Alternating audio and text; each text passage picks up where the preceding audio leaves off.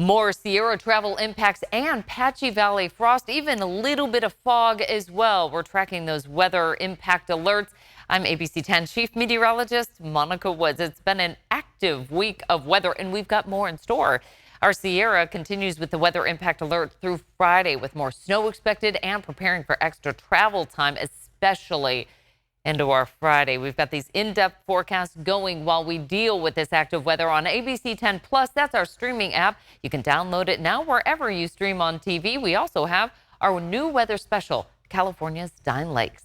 Here's a look at the latest radar over the past 3 hours. You can see the transition of the at least widespread wet weather is starting to thin out quite a bit. And that's the activity that we expect through tonight. We'll still see some patches of some snow falling in the Sierra. So some slick spots, certainly not necessarily widespread, but we are seeing still some snow falling, especially throughout the Sierra spine. Lower elevation, still some spotty showers. Then we can't discount the idea of having a shower come through tonight for the valley. But the real active stuff holds off until Friday. We've got the cold pool of air getting ready to move on through. This is going to drop snow levels significantly. Right now, they're sitting at about 6,000 to 7,000 feet. With the winter weather advisory in place through Friday, we'll see lowering snow line with the cold air moving in. Also, that's going to set the stage for the patchy frost throughout the valley. On top of that, we have a coastal flood advisory.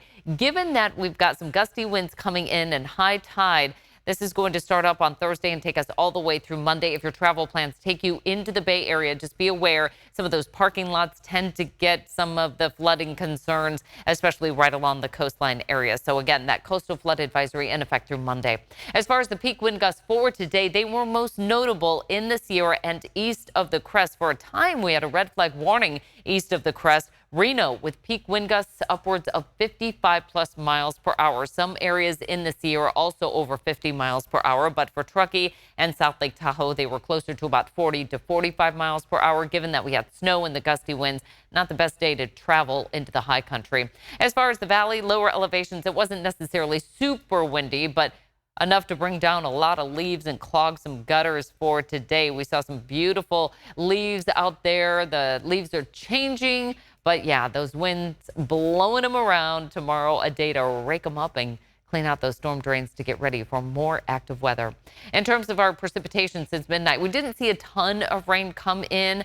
Only about 1/100th of an inch throughout much of the valley, close to that for the foothills, higher amounts along the coast, and then for the Sierra, a couple inches of snow fell once again. But tonight, we'll see a little bit of drying. So tomorrow morning's commute, not necessarily a wet one, but we've got some patchy morning fog to deal with for the valley. And then another little pulse of wet weather coming through, slight chance of thunderstorms embedded in that. But again, you're not seeing too much in the way of snow, at least for tomorrow during the day. It comes through overnight through our Friday. You can see with the timeline here, evening showers will present in the Thursday forecast with our snow level near 6,000 feet. Then as that cold air moves in, we not only will help with the instability and give us the chance of thunderstorms, but also bring down the snow level to 4,500 feet. That is cold and low for this time of year. Saturday, valley lows start off in the 30s. We'll see a slight chance of seeing some Sierra snow flurries, but mostly it's going to be all about those cold temperatures on Saturday with patchy frost in the valley. We'll see that again on Sunday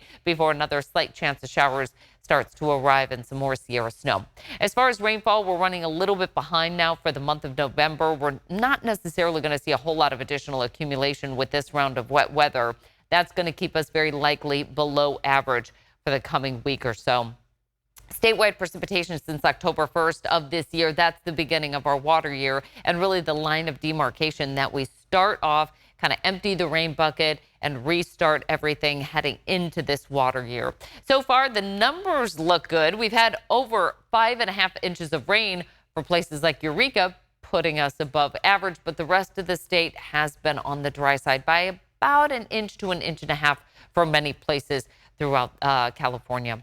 Our winter weather alerts, again, we have that winter weather advisory in place through Friday, so we have the potential to add more in the way of precipitation, but it's mostly going to be a Sierra situation. Unseasonably cool temperatures will remain. The reason why we bring down those snow levels to about 4,500 feet is because of this storm track just really moving its way southward here, and the cold air having full access to bring in much colder than average conditions. Snow level forecast you can see tomorrow morning will be roughly about 6,000 feet. We'll stay there through Thursday evening before falling to about 5,000 feet Friday, and then eventually down to about 4,500 to 4,000 feet. The headlines: on and off valley showers. Sierra impact alert will stay in place, plus that valley fog and frost. So let's talk a moment about the fog that's in play for our Thursday morning before that next pulse of wet weather heads our way. Now, it will be most notable in the valley towards the Delta, even through Fairfield. So commuters that are headed towards the Bay Area for the morning are going to have to deal with some of that patchy low cloudiness.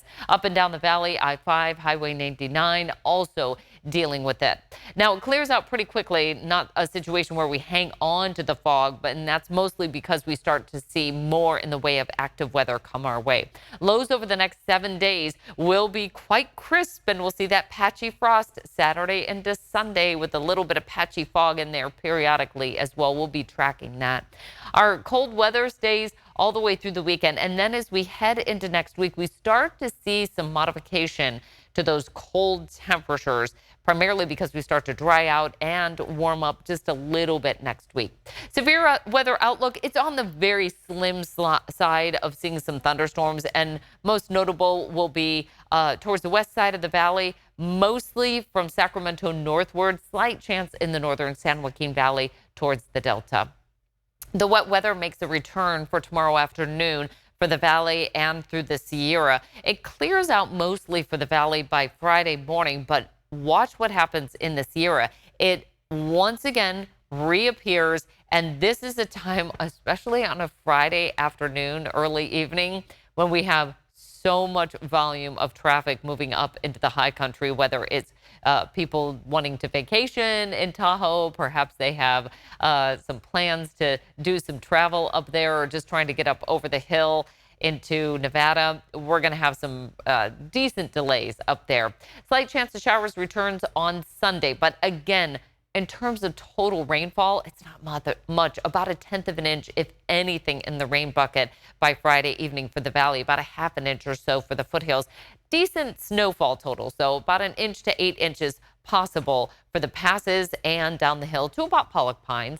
Then we get into that likely warmer setup. Now, this will take us very close to Thanksgiving, but it's likely a wetter setup for much of the northern part of the state. Again, heading into what looks like Thanksgiving week. Now, it's really far out, and these model runs have been very inconsistent as of now, but I did want to just put that on the map so you have an idea that we could start to see wetter than average conditions by the time we get into Thanksgiving. This takes us through at least the start of the holiday weekend pre-Thanksgiving, when we have a lot of travel. Most of the showery weather will be in the Pacific Northwest, but we'll be tracking the potential for some showers to head our way. It is 15 days and counting until Thanksgiving. Right after that, we get into the winter solstice, 37 days away, Christmas Day 42, and ringing in the new year, 49 days until January 1st, 2025.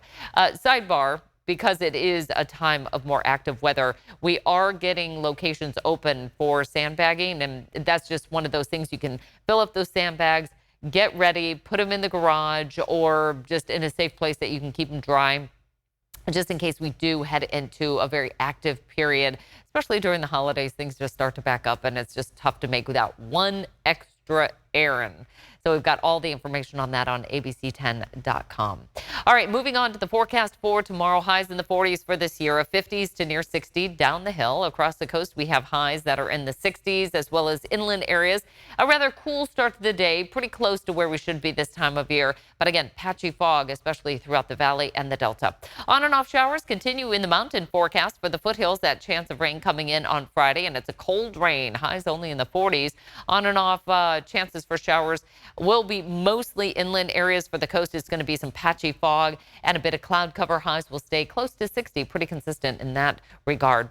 Highs will stay in the low 60s for the valley. Slight chance of a thunderstorm tomorrow after some patchy morning fog. Then we get a chance of showers lingering into early Friday. Dry for the evening, but highs are in the 50s through the weekend with patchy frost there Saturday and Sunday mornings. Another chance for showers comes in later on Sunday, and then we're dry and slightly warmer next week. But again, we'll start tracking the opportunity for a wetter than average outlook for Thanksgiving week.